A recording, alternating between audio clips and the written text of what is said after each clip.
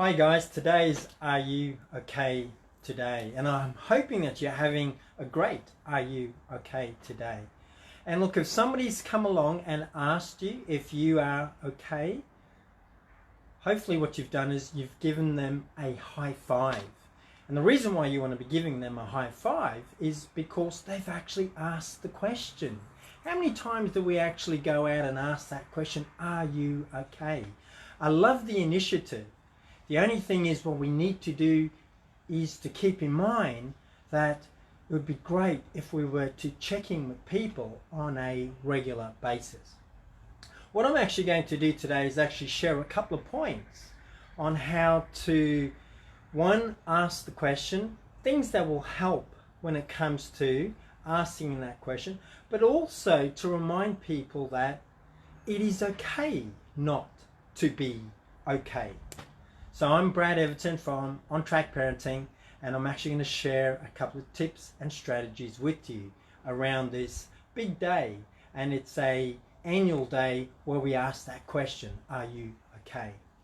The first thing I wanted to talk about is it is okay not to be okay.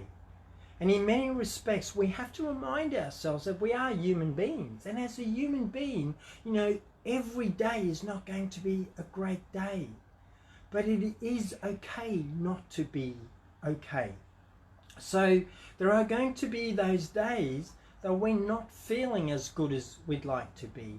And there could be very or many reasons why we're not feeling okay. Sometimes it's even the expectations that we put on ourselves.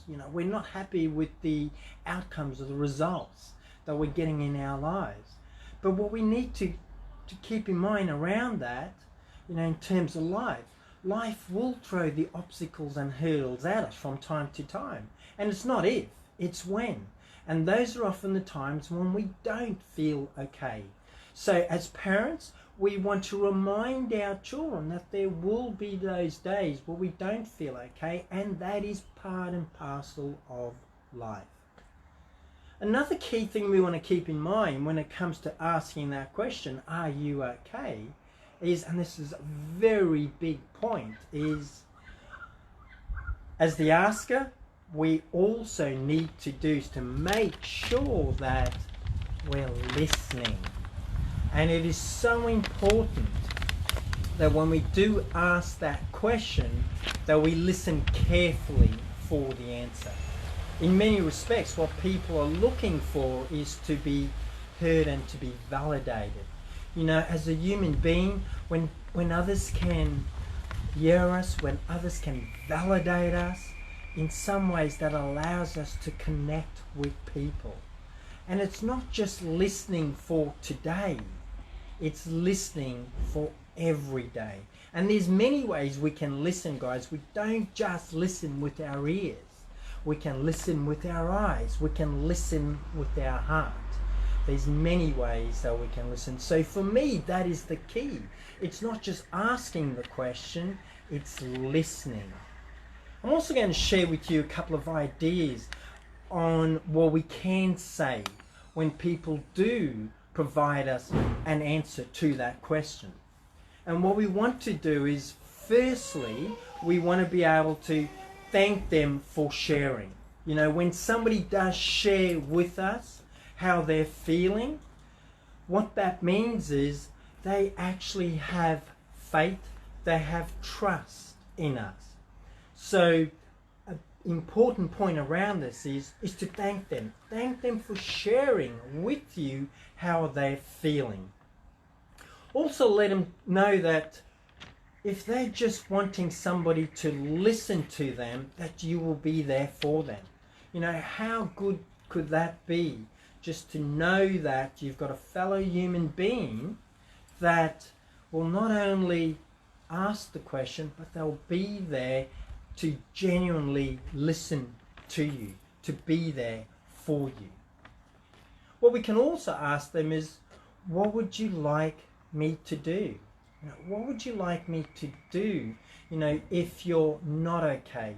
And what you're doing there is you're actually putting the ball back in their court. You're letting them know, I validate you, I've heard you, but what can I do? How can I help? And so what that does is it allows that person to be able to be vulnerable, but it allows them to be heard. This is why listening is so important.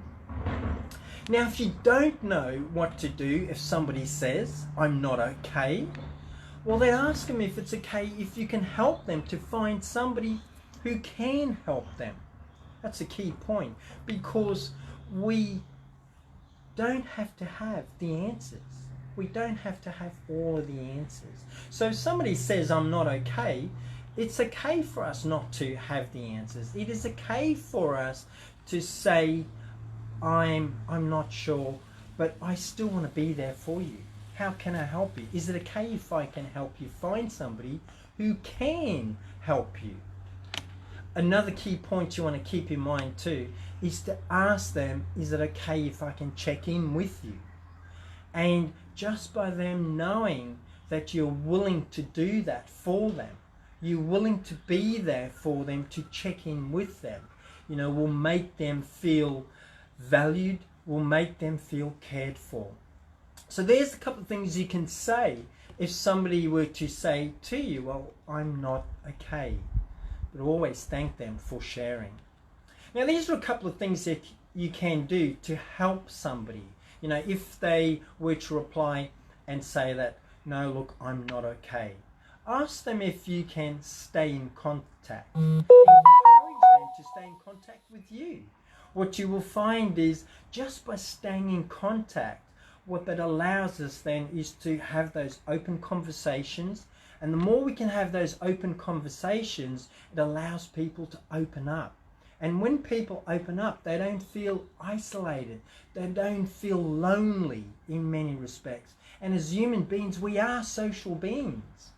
So what we can do is encourage them to stay in contact. What you can also say and encourage them to do if they're not feeling okay is to contact their GP. A GP is a good place to start. GPs will have access to other professionals. GPs will have access to other support. So also encourage people to, as a starting point, what they can do is they can go and contact their GP. Here's another key point you want to keep in mind if somebody were to say, I am not okay. What you can encourage them to do is to put a support network around themselves. Now, it's vitally important to put a support network around yourselves. So particularly when things are not going well, when we're struggling, one of the key things we want to do is to put a support network around ourselves.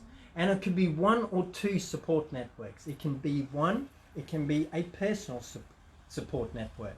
It could also be a professional support network, or it could be both.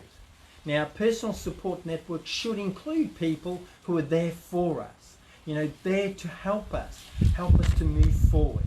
So that's your support, your personal support network. It could also be a professional support network, and that could include people who have the tools, the tips and the strategies, people who have the expertise. It could be your GP, it could be a counsellor, it could be a psychologist. So there's a couple of things that you can keep in mind that can help people if they are not okay. But once again, today is Are You Okay Day. And if somebody has come up and asked you that question today, as I said at the start of today's video, is give them a high five. And give them that high five for asking the question. Because in many respects, that is a very important question. And just for plucking up the courage to ask that question, are you okay? That deserves a high five. So this is Brad Everton from On Track Parenting. I hope that those are just a couple of ideas that you can keep in mind for Are You Okay Day. But not just for today. You can keep that in mind for, in terms of moving forward, it's something that, all those tools and tips are tools that you can apply every day, not just for today, which is Are You Okay Day. May you have an on-track day. This is Brad Everton, and bye for now.